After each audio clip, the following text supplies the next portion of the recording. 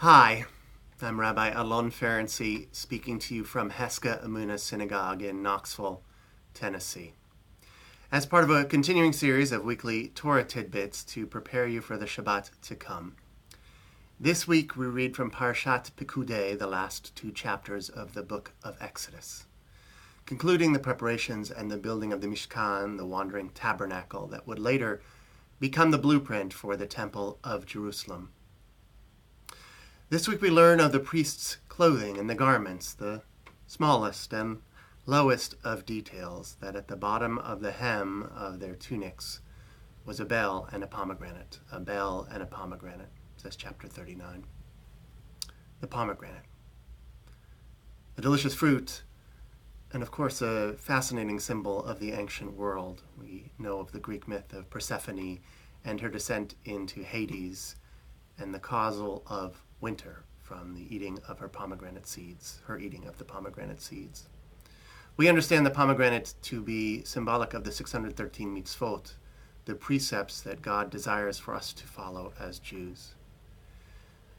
And furthermore, the symbol I want to dwell on today is from Talmud in Chagiga, where Rabbi Meir studies with Elisha ben Abuya, who was then an apostate, and his colleagues ask him, how could you study with someone who is a known heretic?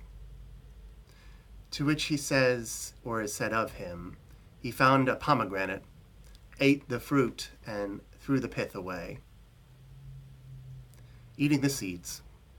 That's the challenge of adult life. So much comes with good and bad.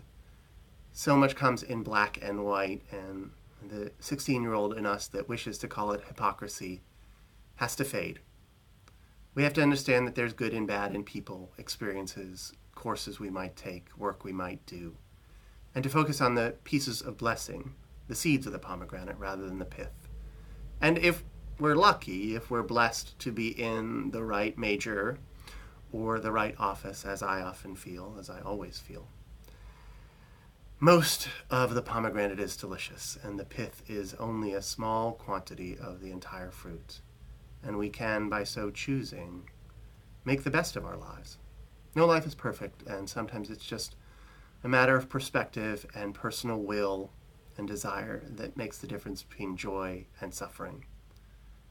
Of course, there are cases where this is manifestly not true, although even in some cases of grave illness, I have been fortunate to see people who had a smile and optimism. Your choice this week is to find a pomegranate, eat the seeds, and throw the pith. Shabbat Shalom.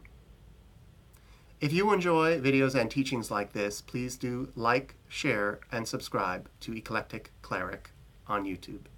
God bless.